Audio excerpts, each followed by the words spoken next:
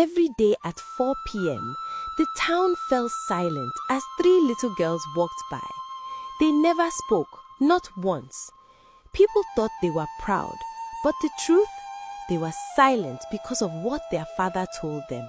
Where are you watching this video from? Comment your location and don't forget to subscribe to our channel. Now let's start the story. In the lively town of Umogu, people loved noise. Market women yelled prices across the road. But at 4 p.m., everything went silent. That's when the triplet girls walked by, all the same height in faded blue gowns. And the strangest part, they never spoke. Not good afternoon, not excuse me, not even a whisper to one another. They walked like shadows, heads down, school bags tight.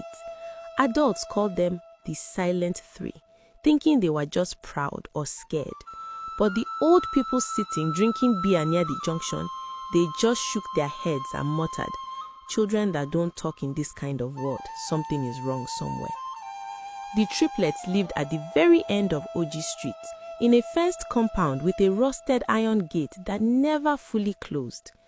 Their father, Mr. Kelechi, was a tall man with a permanent frown and a voice that sounded like a shout, even when he was whispering. Their mother, Adaze, hardly came out. When she did, she moved quickly, head down, as if the sky was too heavy for her eyes. The girls' names were written in the school register: Mercy, Mary, Miracle. But most of the teachers simply called them the triplets. They always sat together on the same bench in the last row by the window. If the teacher asked a question, they never raised their hands. If someone cracked a joke, they never laughed. If the class was noisy, they never joined. Yet, they were not dull. During tests, their answers were almost always correct. Their handwriting was neat. Their books were clean. It was their silence that people didn't understand. The first person to truly worry was not their parents. It was their class teacher, a young woman named Miss Joy. On her first day, she thought they were just shy. By the second week, she noticed something else. Whenever she walked close to their bench, the triplets would squeeze together and hold their breath until she passed. If any other child tried to sit between them, they would both quietly slide away, trapping the stranger in the middle, then stare straight ahead. One break time, Miss Joy watched as other children played outside. The triplets remained in the classroom, sitting side by side, eating from 3 identical plastic plates. There was no giggling, no argument over meat, no "give me water," just slow, synchronized motions. She stepped into the room. "Mercy," she said softly, "can you come?" No one moved. "Any of you," she tried again, forcing a smile. "I just want to talk." The 3 girls looked at each other briefly. Then, as if they had rehearsed it, they all shook their heads at the same time. Miss Joy's smile faded. "Okay," she said, "you can sit." But her heart refused to sit with them. That evening, on her way home, Miss Joy passed OG Street. The sky was already turning orange. She saw the triplets walking ahead with their father. He walked too fast for them, forcing them to trot to keep up. When one of them stumbled on a stone, he didn't slow down. He just barked, "Move, move, move. Don't drag your legs like a sick goat." The girl swallowed hard and hurried on. Miss Joy felt something twist in her chest. She almost called out, "Good evening," but something about the way his hand clenched the strap of his bag stopped her. She went home restless. That night, she dreamt of 3 small mouths sewn shut with red thread. When she woke, her pillow was damp with sweat. The inciting incident came on a Monday morning. Assembly had just ended. The students were marching back to their classes when the sound ripped through the air. A scream, high-pitched, sharp, cut short. It came from the direction of the girls' toilet. Children scattered, teachers rushed forward. Miss Joy reached the toilet corridor first. She saw a crowd of girls gathered, their faces pale. "What is going on here?" she shouted. The girls parted slightly. On the floor near the sink lay a junior student, her knees scraped, her hands shaking. She fell, someone whispered. She said something was inside the last toilet. What did she see? Miss Joy asked, helping the girl up. The girl pointed with trembling fingers. Her lips moved, but no sound came out. Miss Joy handed her to another teacher and walked towards the last cubicle. The door was half open. She pushed it gently. At first, she saw nothing but the cracked floor, the stained bowl, the dim light. Then her eyes adjusted. There, crouched in the corner, was one of the triplets. Her uniform was soaked with water. Her hands were clamped tightly over her ears. Her eyes were wide, staring at something only she could see. "Mercy," she whispered. The girl's body flinched, but she didn't look up. "Mercy, it's Miss Joy. You are safe." The girl slowly raised her head. Her lips parted. For a second, Miss Joy thought she was about to speak, but instead, Mercy shook her head violently, shut her eyes, and pressed her hands harder against her ears, as if she was blocking out a storm. Miss Joy's heart pounded. She knelt beside her. "Did someone lock you in here?" No answer. "Did someone hurt you?" No answer.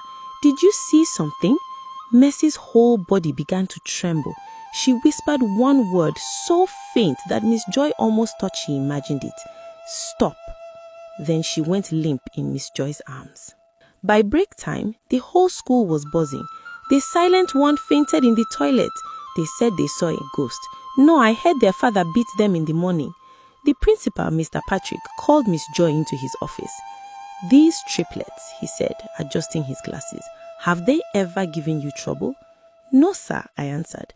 "They are quiet, obedient, and brilliant. But something is wrong. They never talk, not to anyone. And now this." Mr. Patrick sighed. "You know their father," he said. "Church elder, respected man. He insisted from the beginning that nobody should disturb his daughters with unnecessary questions. He said they are special." "Special how, sir?" The principal looked away. "Some people say their birth was not ordinary. I don't like gossip. But one thing is certain, Miss Joy. If you push too hard, that man will accuse you of witch hunting his family. So we will keep quiet." Miss Joy's voice trembled. "We will invite him," Mr. Patrick replied, "but be careful. Sometimes talking can cause more trouble than silence." That evening, the triplets did not walk home at 4 p.m. They left earlier with their father, who had stormed into the principal's office like a whirlwind. Children later said they heard his voice echoing down the corridor. "My daughters are fine. Leave my family alone. Not every child must be talking like parrots." The next day, the girls were back in class. No one spoke about the toilet incident. Their father's warning had spread like Hamatan fire. But something had changed. Mercy now jumped when someone banged a locker. Mary's eyes followed every adult in the room, wide and fearful. Miracle, who used to copy notes quickly, now stared at her blank page until Miss Joy called her name. Even their silence felt different, heavier, like a padlock that had been tightened another notch. The midpoint twist crept in like smoke. It started 2 weeks later when Umogu hosted their yearly cultural day. Parents were invited. Children wore traditional clothes, presented dances and dramas, and sold homemade snacks to raise money for the school. By midday, the compound was full of clap and drum. Only one corner remained quiet. The back of Primary 6 classroom, where the triplets sat on a bench, dressed in identical red wrappers, their hair threaded and decorated with cowries. They were supposed to perform a small dance in a group, but when the music started, they didn't move. Miss Joy watched from the side, her heart twisting. "That man will disgrace them," she muttered. As if on cue, their father appeared near the gate, carrying a Bible. He didn't smile. He didn't look at other children. His eyes searched for his daughters. Miss Joy's eyes narrowed. Something about the way he scanned the compound gave her chills. Just then, the announcer ran to her. "Madam, the next drama group is not ready. Can you quickly bring any child to recite a poem? The parents are getting restless." Before she could answer, a small hand tugged her wrapper. She looked down. It was Miracle, the youngest triplet by a few minutes. She had never approached a teacher on her own before. Miss Joy blinked. "Yes, Miracle?" The girl lifted her eyes. They were wet but steady. Her voice cracked like a door that had not been opened for years. Can you say something? Miss Joy felt the world slow. You want to speak, she whispered. Miracle nodded once. Her sisters, standing a few steps behind, looked like they were about to faint. Miss Joy's smile faded. Okay, she said. The announcer blew the whistle. Ladies and gentlemen, he shouted into the microphone. One of our pupils wants to present a short piece. Parents clapped lazily. The sun was hot. They were tired. Children were distracted. Miss Joy walked up to the stage with Miracle. Her heart was pounding so loudly, she thought everyone could hear it. She placed the microphone in front of the small girl and whispered, "If you don't want to talk, you can stop. No one will beat you." Miracle took a deep breath. Her hands shook. She looked at the crowd. At the back, she saw her father. His jaw was clenched. His eyes burned into her like hot coal. For a moment, fear almost swallowed her. Then she remembered something else. The dark room, the whispering, the thing they had been forced to watch. And she chose fear of truth over fear of him. She opened her mouth. "My name is Miracle Kelechi," she said, her voice small but clear. "I am one of the triplets that never talk." The murmurs started instantly. Parents leaned forward. Children gasped. She continued, "People say we are rude. Some say we are proud. Some say we are spirits." Nervous laughter rippled through the crowd. "But we were quiet," she said, "because our father told us that if we ever tell what we saw, we will die." The field fell silent. Miss Joy's knees went weak. The principal stood up abruptly from his seat. At the back, Mr. Kelechi took one step forward, then stopped, as if something unseen was holding his ankles. "What did you see, my child?" a woman's voice called from the audience. Miracle's eyes filled with tears. She swallowed hard. "The night our mother lost her baby," she said slowly, "we were not sleeping." Some women covered their mouths. They knew the story. Everyone knew Adeze had once been pregnant again, years after the triplets, and lost the child. They had only never heard the children speak about it. "We woke up to noise," Miracle said. "Mom was crying, Dad was shouting, and there was a woman in the house." Miss Joy's heart sank. "What woman?" "A prophetess from his church. They said the baby in Mom's belly is an enemy." The word hung heavy. "Father and the woman took Mom into the back room," Miracle said, her voice trembling. "They told us to stay put, but Mary sensed something was off. We peeked through the crack. Mom was on the floor, clutching her belly. The prophetess was pressing down on her, praying loudly, while Dad held her hands." Gasps tore through the crowd. Miracle's voice grew thinner, but she did not stop. After a while, the crying became small. Blood was everywhere. The woman took something small from between Mother's legs and put it in a black nylon. The prophetess said, "If these children ever speak of what they saw, their tongue will swell and choke them. Their voice will draw demons. Their words will kill their mother." Miracle's lips trembled. So we closed our mouths. We locked them. We decided to never speak. Because we love our mother. We don't want her to die. She looked up at the crowd, her eyes blazing now. "But we are dying inside." For a heartbeat, there was no sound. Then chaos erupted. Some parents rushed to the stage, shouting. Others turned, looking for Mr. Kelechi. He was already moving, not towards the gate, towards the stage. His face was twisted with rage and fear. "Miracle," he roared. "Come down from there now." The crowd parted. He pushed people aside.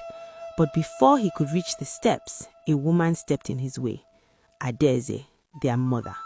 No one had seen her arrive. She had come quietly, standing at the far corner, listening, shaking, breaking. She stood between her husband and child, her wrapper loose and eyes red. "Move," Kelechi growled. "She's lying. She's possessed." Adeze shot back. They are not lying. Time froze. Adeze, go home. This isn't public, he stammered. It is public. You brought that woman into my house and held me down. You killed me yourself. The crowd was wild. Women crying, men shouting. Some yelled, call the police, while others demanded, bring that prophetess. Kelechi snapped, shut up. These kids are ungrateful. A small hand tugged at his sleeve. Mary looked up, tears in her eyes but determination on her face. Father, it wasn't a demon, it was our brother. Mercy said softly, we saw his tiny hand. Kelechi's heart sank. The principal signaled to 2 male teachers. They moved quickly, holding him back as he struggled, spitting angry words that no longer sounded strong. Adeze climbed the stage, her legs trembling. She pulled all 3 girls into her arms. My children, I am sorry. I am so sorry. I should have protected you. I should have spoken. I let fear turn me into stone. Miracle's body shook against her. We thought talking will kill you, she cried. Adeze cupped her face. Listen to me, she said firmly, her tears shining. No curse from a wicked person is stronger than truth. Your voices will not kill me. Your voices will save me. Around them, people nodded, wiped their eyes, murmured prayers. The police siren wailed in the distance, growing louder. Some women already had their phones out, calling human rights groups, pastors, anyone they knew. The prophetess's name began to spread from mouth to mouth. For the first time, the noise of a Mogu was doing something useful. It was carrying justice. The falling action came quickly. By evening, the prophetess had been picked up from her prayer house. The police took statements from teachers, parents, and most painfully from Adeze herself. The triplets were taken to a counselor in town. At first, they sat on the sofa, their bodies touching, their mouths tight. The counselor smiled gently. Here, she said, placing 3 small bells in their hands. Every time you feel afraid to talk, just ring this first. Let the sound go ahead of your voice. Let it break the path. The girls looked at each other. Then slowly, all 3 bells rang at once. It was a small, shaky sound, but it was a beginning. Weeks went by and Kelechi got suspended from his church. The case hit the courts, sparking debates in pubs about tradition and shame. Some said he didn't know better, while others insisted he must pay. But the triplets, they were no longer the silent 3. They broke the curse. One afternoon, month later, the school held another small event. No canopies this time, no big decorations, just parents, teachers, and children gathered under the hot sun. At the front, a simple banner read, Child Protection Awareness Day. The principal cleared his throat. Today, he said, we are here to learn one lesson. When a child is quiet, don't just enjoy the peace. Ask why. He stepped aside. Miss Joy came forward with the microphone. Behind her stood the triplets, wearing different dresses for the first time. Each had a small bell hanging on a ribbon around her neck. Mercy, Miss Joy said gently, want to share something? Mercy nodded and took the mic. I'm Mercy. I used to think being quiet was safe, but now I see silence can trap kids and hide real problems. Mary chimed in. If someone says, if you talk you will die, please speak up. It's way better to shout for help than suffer alone. Miracle came last. She lifted her small bell and rang it once.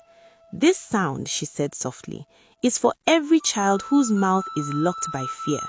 May your voice find a way out. She paused, then added, and to fathers and mothers, if your children suddenly become too quiet, go and sit beside them. Don't just be proud that they don't disturb. Sometimes the loudest cry for help is the one you cannot hear. If this story resonated with you, give it a like so more people hear these important tales. Subscribe for original stories that tackle tough truths and drop a comment. Does silence protect kids or hide danger? I read every comment and your voice matters.